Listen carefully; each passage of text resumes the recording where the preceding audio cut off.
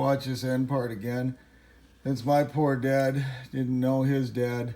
I just love to see this tiny little bit of love that he gets from his dad. They might make for kids, so stay away from there. I haven't got your letter in front of me now, and I will be reading it too. P.S. It's sure swell, thanks. I will write you again so long. Your loving father. P.S. Give Paul a kiss from me. Oh, I just love that. Wow, here comes Bill Purdy. We're going to have Bill Purdy come up. And first of all, I want to recognize Patsy, the other cousin, and the other family member. Patsy, did you want to say anything? Okay. I'm going to have Bill Purdy.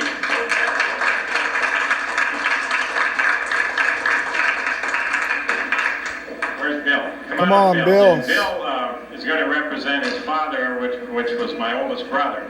Mike was 17 years older than I, and just a brief thing, when I went to the first grade here at Roosevelt School in September 1940, his parents got married, so I had to miss the first morning of school to go to their wedding, and I never caught up, but it was a privilege to go. Bill? Nice.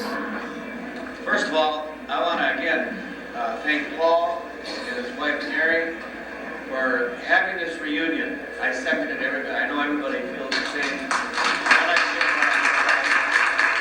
Nice touch, Bill. This really is nice. And it wouldn't be here if, none of us would be here right now tonight if Paul and Mary hadn't done this.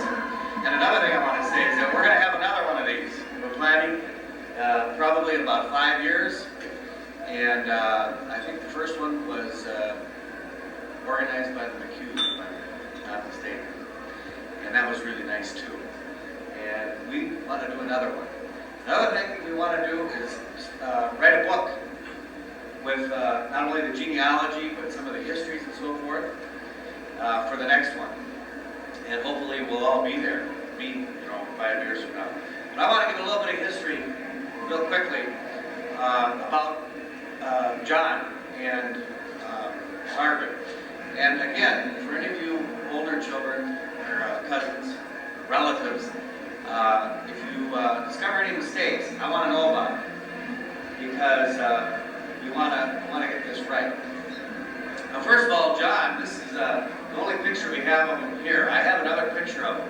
I didn't think to bring it, unfortunately. But he was about, I'm not sure, but judging, I think he was about 60 here. And this is his wife, Margaret. Now, here's what I know about John, and I learned this from my father and from Alice and from Nellie. And I guess that's Helen. I never knew her as Helen. But at any rate, John was born in 1854. He was born in Sutton, Massachusetts, as Mark referred to. But his father was Joseph John. I found that out by looking at, I got the birth certificate from Sutton, Massachusetts. And he came from Ireland. And he brought his son, John, our ancestor. We all come from.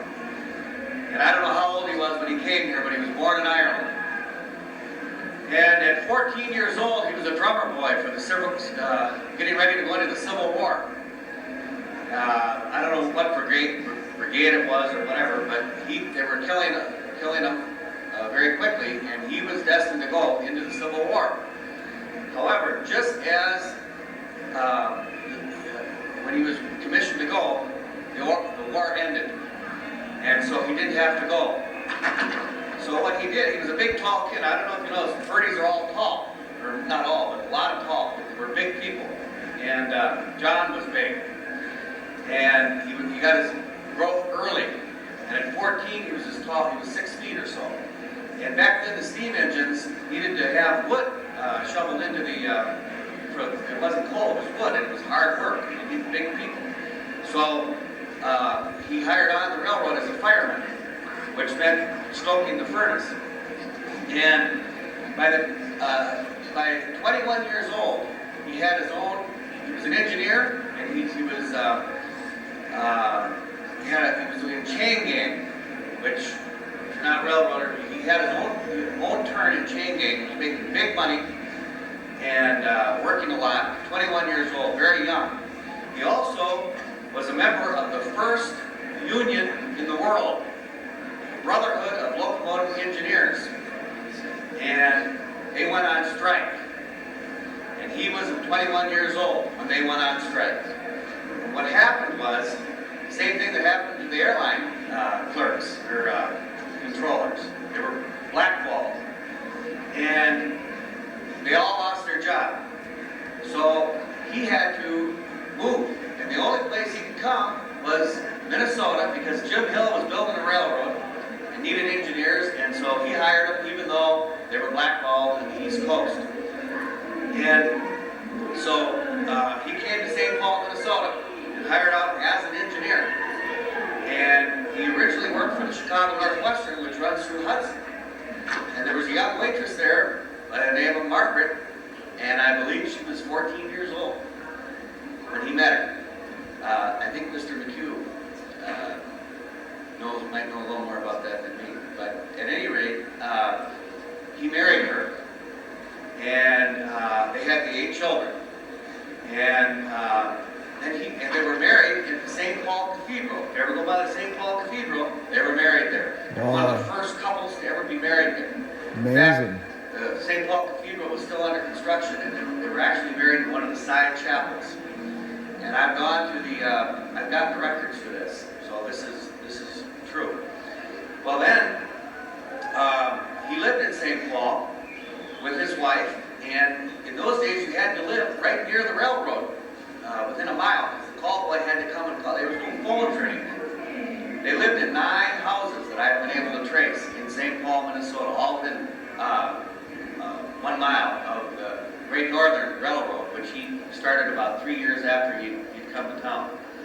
They never owned any homes in St. Paul, but all the homes that they lived in were brand new, or closely new. Some of them even had indoor plumbing, the last 2 that they lived in, and they're still there in St. Paul. Well, he got in a railroad accident, and I learned this from Alice. And the engine tipped over, and it wasn't his fault, but he lost his leg. And Mark can tell you some stories that he knows about with this. He had a wooden leg. He continued to work as an engineer, and he had great seniority, and they needed engineers out west. So the first place they went to was Grand Forks, and they got some kind of an incentive, or he wouldn't have gone there. I don't know, some kind of financial incentive. And I don't know how long they were in Grand Forks, but they started out in St. Paul, and I know that Mark, who was one of the younger children, went through grade school, but he graduated from high school in Grand Forks, North Dakota. And then they moved to Minot, and were in Minot for about 10 years or longer. I'm not sure exactly how long, but the whole family was here in Minot. And I don't have the genealogy in front of me here, but Stella died in Minot, right here. She was only, I think, 18 years old when she died. And Florence, of course, I believe she was the oldest girl, or one of the oldest girls. She married Bill Stinson. And you guys can help me here. I don't know what happened to Michael. I'm not real clear with Michael. And Jack worked. If you ever go to the Uptown Theater in Minneapolis, he was a projectionist there at the Uptown.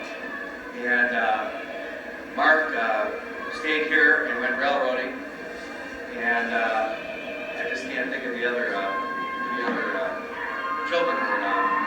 Nellie ended up out in West, and Alice ended up in Indiana. And so that's the history, and if there's any information that you have about John and Margaret and want any little tidbits, we're on videotape, and we will review it later. So I would like anybody to say anything about it, because we are going to, as I say, make a book about this. And the last thing I want to say is, if you look at John, he was number 1, John and Margaret, first generation. Then all these children were the second generation. None of them are with us tonight. Then their children was the third generation. And of course that Mark, Paul, and Patsy, and yes, all you other group of people are in that number 3. And then their children is number 4. I'm number 4, Tom, Purdy, and Kim, number 4. Then their children, like my children, are number 5. Renee and Darla, meet some of them. And then the youngest child that we have here is number 6, which is Michelle and Eddie's, my sister Michelle and her husband Eddie's daughter, Kelly's son, who they have here by the name of Odin. And he's the youngest of all the offspring. And then my sister Marla's son, Luke, is here with his wife Sonia, and she's pregnant due in August, and that will be the second child of number 6. And so it's really something when you think about how these two people, all of these generations, and all the generations that are going to come from them, and of course we're all doing the same thing in our own little family trees. So anyway, my own family is, I'll just call them up here real quickly, my wife Robin, and Mark. One thing I did, was instilled by my father, is his love for family, and I always said I would name my firstborn son after my father, and I told every girl I ever dated that was the case, if they were ever going to marry me. So my son Michael is, well, first of all, my daughter was born in May, and I thought it was going to be a boy, and I had to not do better, and he gave me this beautiful daughter, Renee, and Renee Marie Purdy, and then Darla Ann Purdy, my wife, said, fine, you want to name your sons after whoever, I'm naming the daughters, so she named the daughters. And then my son Michael was born, we named him after after my father, who was named after his uncle, Michael. So Michael LaFleur Purdy II. And then Mark was born, he was named after my grandfather, Mark Anthony Purdy II. And then William was born, your children are Purdy's, whether your name's Purdy or not. And mother was, of course, wonderfully devoted to my father and a wonderful mother to all of us. And we're so happy to have you here, Mother. Nice job, Bill. I just want to say that one thing, when I was going with my husband Michael Purdy, and I came over to Edna LaFleur Purdy's house, and I recognized immediately that there was such love and devotion with each other. And I remember the Purdy girls, Mike's mother was a widow. And what I really and truly learned there was the love that the Purdy girls, that would be Josephine Purdy Lenahan, and Alice Purdy Messenger, and Nellie from Great Falls, Montana. What's your name now? Josephine, Jill. Yeah, I've forgotten. I haven't seen you for so long. But anyway, though when I remember this particular time when I came over to Edna's house with my husband. Jimmy and Paul was only about 3 or 3.5 years old, I think, and Jimmy was about 5 or 6, and a big box came, great big box came, and Edna proceeded to open the box, and I wondered what the heck was in that big box. It was like a northern tissue big box, and full of clothes, beautiful clothes, and I just sat there with my mouth open, because I came from a large family, but nobody had ever said, that's a big box like that. Beautiful clothes coming from Dayton's. And I said, jeepers, creepers, I've never in my life seen this before. But Paul and Jimmy, they were there. And I always even yet think of Paul and Jimmy as my little brothers because Paul was only about 3 or 4, and Jimmy about 5 or 6. Oh, sweet. And Mark was a little bit older. But anyway, what I remember most was that I could tell that there was great love there for those children.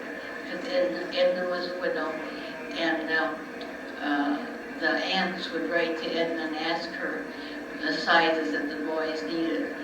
And then these nice big boxes came from various places. And I was there that one particular time. I never ever forgot it because I thought it was the most kind and generous thing that anybody could do. Nice story. And it affects me because Pauline. it was so generous and kind and thoughtful. And the little clothes off that the boys perfectly. And I can still see Paul. I remember one with a Eisenhower jacket, you know. And I remember the clothes all fit. But anyway, I felt right away that the family was very loving. Nice story.